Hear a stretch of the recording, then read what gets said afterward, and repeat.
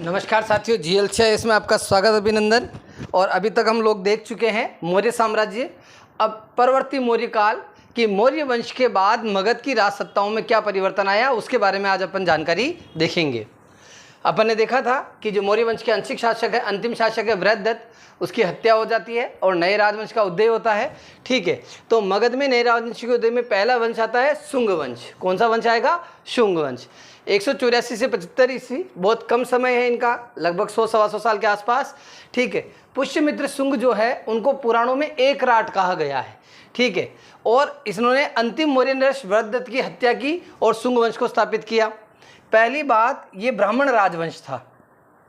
इन्होंने अपनी पहली राजधानी शुंग वंश ने किसको बनाया था? पाटलिपुत्र। और दूसरी किसको बनाया था? विदिशा, जो अपना भिलसा, विदिशा, दशाण क्षेत्र जो अपना मध्य प्रदेश है वो। और इसी कारण से विदिशा को राजनीतिक रूप से भारत स्तर पे पहचान मिलना प्रारंभ हुई। पुष्यमित्र शुंग, पहली चीज इनसे क्वेश्चन क्या पूछा जा सकता है कि शुंग वंश के संस्थापक कौन थे? पुष्यमित्र शुंग। इनका उल्लेख कहाँ मिलता है? बौद्ध साहित्य दिव्यदान में। पुराण में इन्हें क्या कहा गया? एक राट। इनके पुरोहित कौन थे? इनके पुरोहित पतंजलि जी थे। पैसे पुष्यमित्र शुंग, पैसे पतंजलि जी। ठीक है, और उनके ही नेतृत्व में आपने 2 अश्वमेध यज्ञ करवाए। तो ऐसे क्वेश्चन प्राय देखने को मिलते हैं कि 2 अश्वमेध यज्ञ करने वाला शासक कौन था? पुष्यमित्र शुंग। उनके राजपुरोहित पतंजलि।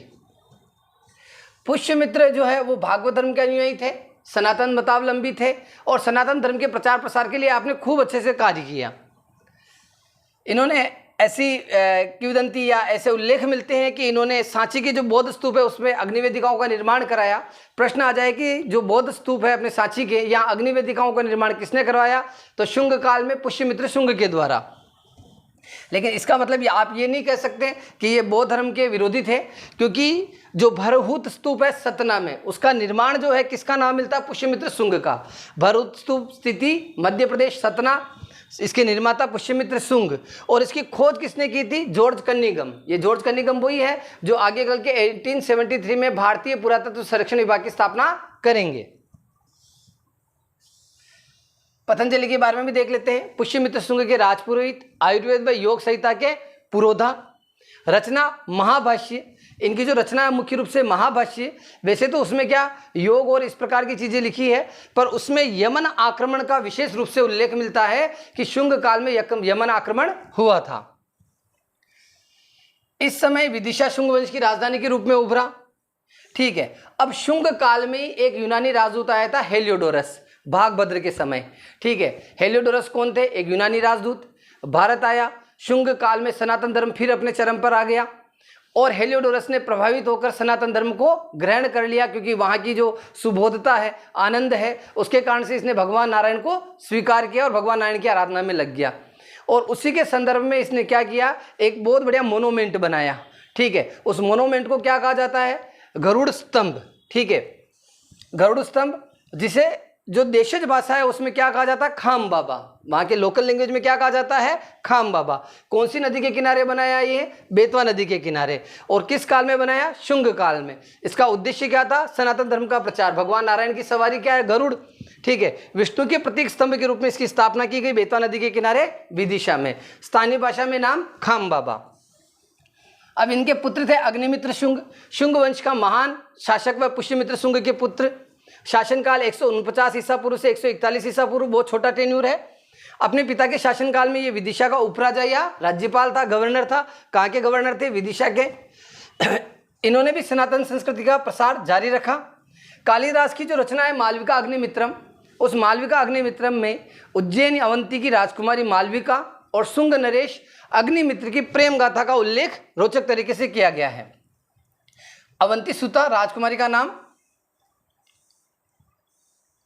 मालविका अग्निमित्रम के अनुसार अग्निमित्र ने यवनों से युद्ध किया और कालिदास ने इसे नायक जन्य कहा। मतलब कालिदास ने अपनी रचना में बताया कि अग्निमित्र ने बड़ी वीरता से युद्ध लड़ा, यवनों को हराया और उन्होंने इसे उपाधि दी नायक जन्य।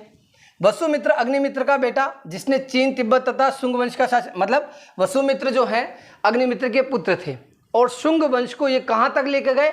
चीन तक लेके गए, तिब्बत लेके गए। और विशेष बात, अगर आप लोगों ने शायद ही कभी पढ़ी होगी कि आज भी शुंग जाति जो है चीन में अपना बहुत बड़ा वजूद रखती है, वर्चस्व रखती है और एक राज्य में मुख्य जाति के रूप में है। मतलब उस काल में ये शुरुआत हुई जो आज भी विद्यमान है। वसुमित्र अग्निमित्र का बेटा, जिसने चीन तिब्बत व आसपास के क्षेत्रों में इस वंश का शासन फैलाया। वर्तमान में भी शुंग सरनेम की बहुत सी आबादी चाइना में उपलब्ध है। पुष्यमित्र शुंग के अश्वमेध यज्ञ के अश्वों को यवनों ने युद्ध करके प्राप्त किया था। मतलब ये युद्ध हुआ था, जैसा राम जी के काल में अपन ने देखा वैसी घटना है ये। क्वेश्चन आ सकता है कि पुष्यमित्र शुंग के जो अश्वमेध के यज्ञ के जो घोड़े थे, अश्व थे, उनको किसने रोका था? तो यवनों ने। अयोध्या अभिलेख, शुंग कालीन अश्वमेध यज्ञों की जानकारी हमें अयोध्या अभिलेख से मिलती है।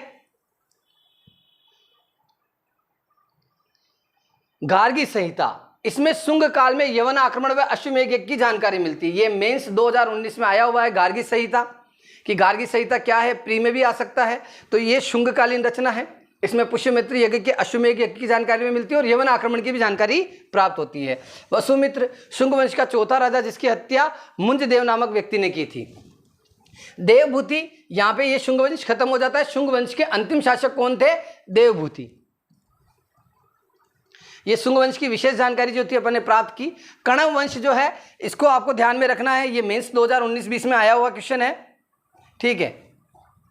कण्व वंश में आपको एक ही शब्द याद रखना है, कवासु। इससे आपको पूरा याद रह जाएगा,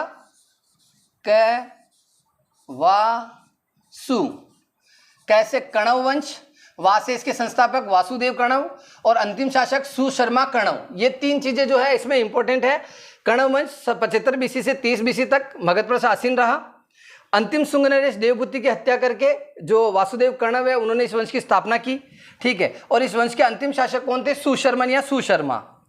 फिर आता है सातवाहन वंश।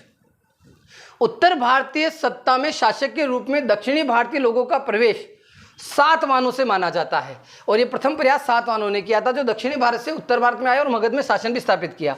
कण्व वंश का अंतिम शासक सुशर्मा था, उसकी जो हत्या है आंध्र जातीय सिंधुक जो है उनके द्वारा की गई, ठीक है।